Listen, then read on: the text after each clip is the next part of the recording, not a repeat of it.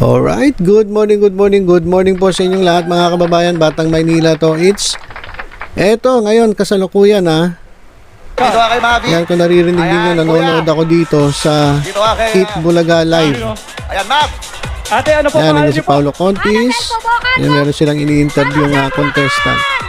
At ang ginamit nila, ito yung may 5.31 million subscribers.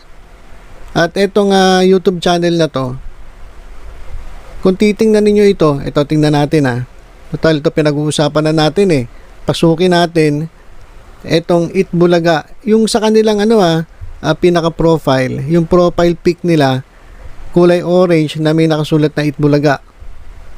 Doon naman sa sa cover photo, nandun Eat Bulaga, tahanang pinakamasaya, Television and Production Exponents Incorporated. So ito yung nag-trending na mukhang nabawi na ng Tape Incorporated yung Eat Bulaga.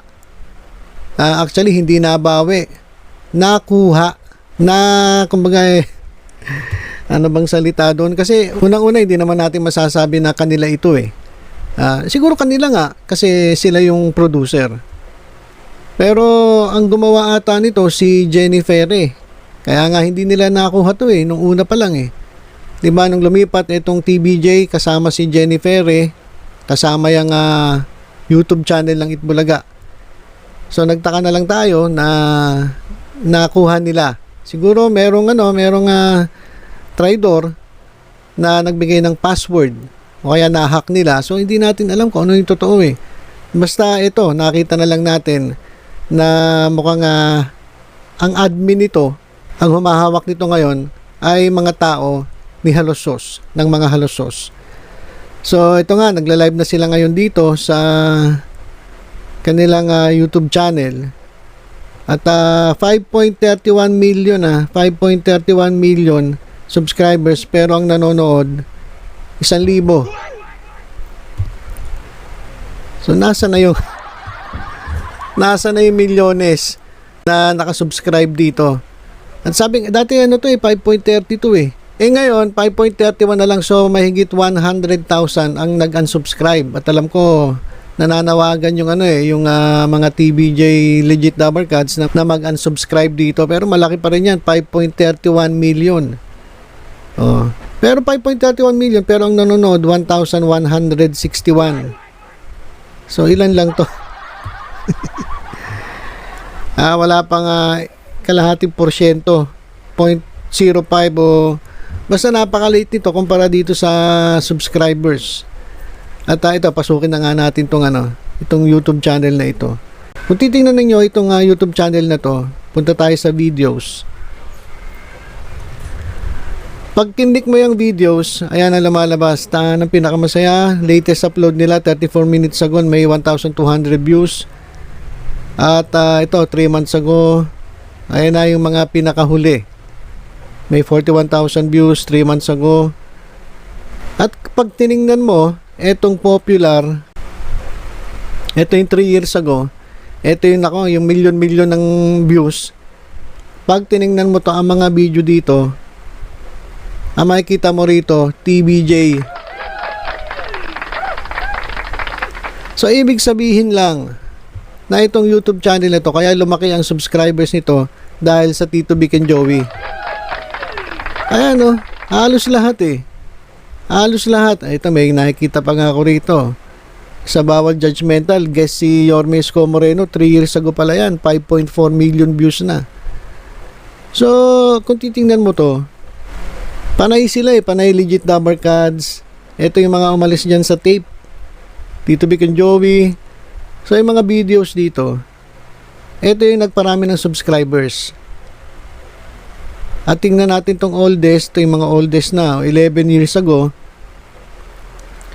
Ayan, Tito Vic and Joey pa rin makikita mo rito. Si Wally, si Jose, si Paulo. So, etong YouTube channel na to, kung talagang titingnan mo, ito ay halos lahat ng laman nito ay Tito Vic and Joey at legit Dabber Cats. Ngayon, hawak na nila ang admin nito, so sila na nagpapatakbo. Kaya nga dito sila nag-live Actually, ito yung kauna-unahan nilang live na dito pinalabas sa Itbulaga na may 5.31 million subscribers. Sa ang dami 21,000 videos. So yung pinaka-oldest 11 years ago. So bagamat napakarami ng subscribers ang nanonood dito, ngayon live ay 1,000. So hindi porke marami kang subscribers ay maraming manonood sa'yo. Lalong-lalo na kung alam ng mga tao na yung YouTube channel mo ay pinalago ng original. At yung mga original na yan ay naglipatan na. So malamang yung mga taong dating nanonood dyan, naglipatan na rin. At ito nga po yung katunayan. Ayan o. Ngayon 1,200 nang nanonood. So, yan lang po mga kababayan. In-update ko lang kayo para at least alam ninyo. Hindi ko alam ako nanonood kung meron pa silang live kay Scott. Check natin ha. Check po natin kung meron pa rin silang live kay Isko Moreno. Kasi dati ito ginagamit nila eh. Isko Moreno. Wala na. Hindi na sila naka-live kay Isko Moreno. Wala na, hindi na sila naka-live. Ang talagang ginagamit na lang nila. Hanggang kahapon na lang yung live ni Isko sa Tape Bulaga. Pero ngayon, ang talagang ginagamit na nila ay yung kanilang YouTube channel.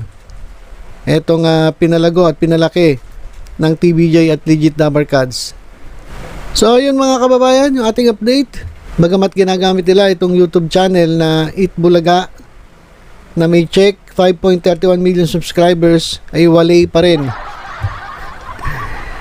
Wala pa rin epekto kasi ang nanonood 1,000. So walang pinag-iba. Parang kay Yorme lang 1,000 rin nanonood. Doon sa Tape wala. Kahit tingnan mo sa Facebook wala pong nanonood, halos 1,000. So kaya pagdating sa online views wala talaga. Kahit anong gawin, kahit ano pang kunin nila mga YouTube channel, kahit milyon-milyon ang kanilang mga subscribers, wala pa rin talagang sumusubaybay sa kanila. Pero yung may 1,000. Tingnan natin, ito, pakita ko sa inyo. Tingnan natin ang TV5. Ilan ang nanonood ngayon sa TV5? Para alam ninyo. Ayan, ang nanonood ngayon, 58,000. At sa TVJ, ilan ang nanonood sa TVJ? TV5 yun Ito TVJ. Ayan, 21,000. Ilan lang ang subs niyan? Konti lang. So, kahit nakuha pa nila yung YouTube channel na Itbulaga ng original, hindi po yan magta-translate sa views. Kanila YouTube channel, pero yung audience sa 80 sa TVJ.